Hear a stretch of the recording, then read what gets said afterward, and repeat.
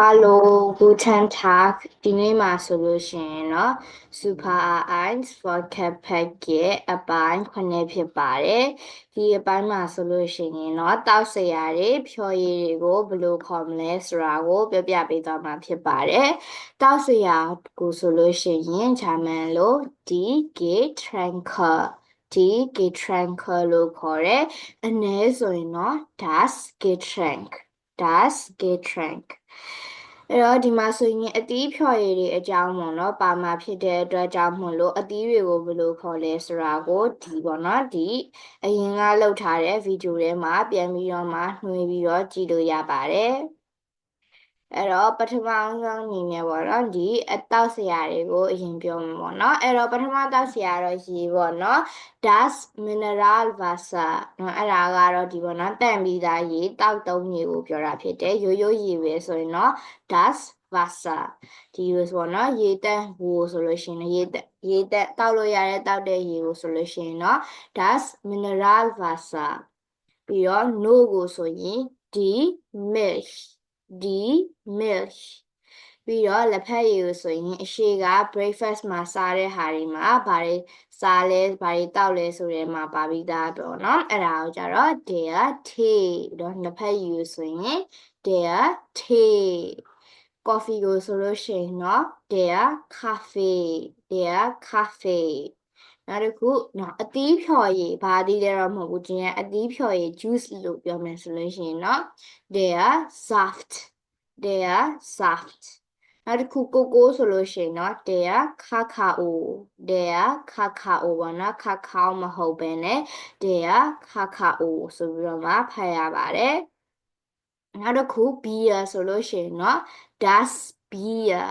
das Bier ဒီမှာဆိုရင်နောက်တစ်ခုကတော့ der Wein der Wein နောက်တစ်ခု cocktail ဆိုလို့ရှိရင်နော် der Cocktail der Cocktail လို့ခေါ်ပါတယ်ဒီမှာဆိုရင်ဒီຢာလေးတွေကိုအရင်ဆုံးပြန်ဖတ်ပေးသွားပါမယ် Das Mineralwasser Das Mineralwasser Die Milch Die Milch der Tee der Tee der Kaffee der Kaffee der Saft der Saft der Kakao der Kakao das Bier das Bier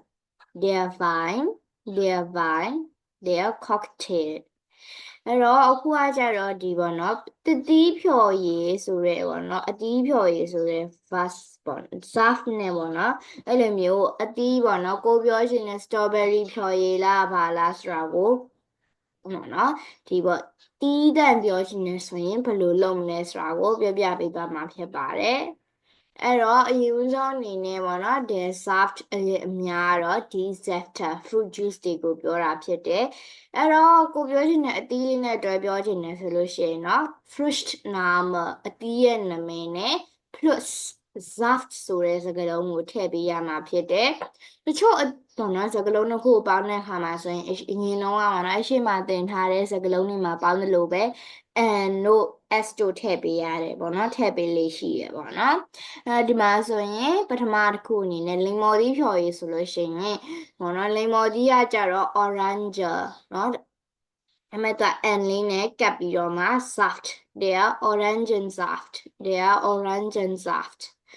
ပန်းသီးဖြော်ရည်ဆိုရင် der Apfelsaft ဒါကတော့ s တို့ n တို့မထည့်ဘူးပေါ့နော်နောက်တစ်ခုကတော့ဖရဲသီးဖြော်ရည်ဆိုလို့ရှိရင်တော့ n လေးနဲ့ပေါင်းရေးပါတယ် der Wassermelonensaft der Wassermelonensaft နောက်တစ်ခုကတော့စပစ်သီးဖြော်ရည်ဆိုလို့ရှိရင်တော့ der Traubensaft der Traubensaft ဟုတ်ပါတော့ဒီခုမှတ်ထားရမယ်ဟာကျတော့ तू ကနော်ဖြော်ရည်ဆိုမှ तू က milkshake တွေမဟုတ်ဘူးဒီတိုင်းဖြော်ထားတာပေါ့နော်ဟိုလိုမျိုး milkshake တို့ smoothie တို့ဆိုလို့ရှိရင်တော့ smoothie ဆိုပြီးတော့မှဒီပေါ့နော်အသီးနဲ့ပေါင်းပြီးတော့မှပြောတာဖြစ်ပါတယ်ဒီမှာဆိုလို့ရှိရင်ဒါကတော့ဒီကကြတော့ဒီပေါ့နော်ဖြော်ရည်ကိုပဲပြောတာဖြစ်တယ်အဲ့လိုမျိုး milkshake တို့မျိုးပေါ့နော်ကြိတ်ထားတဲ့ဟာတော့မဟုတ်ဘူးဒီတိုင်းပေါ့နော်ပလင်းနဲ့ဖြော်တာတို့အဲ့လိုမျိုးအရသာခတ်ထားတဲ့ဟာတွေကိုသုံးတဲ့ juice ကိုပြောတာဖြစ်ပါတယ်အဲ့တော့ဒီနေ့ကတော့ဒီလောက်ပါပဲ Tschüss auf Wiedersehen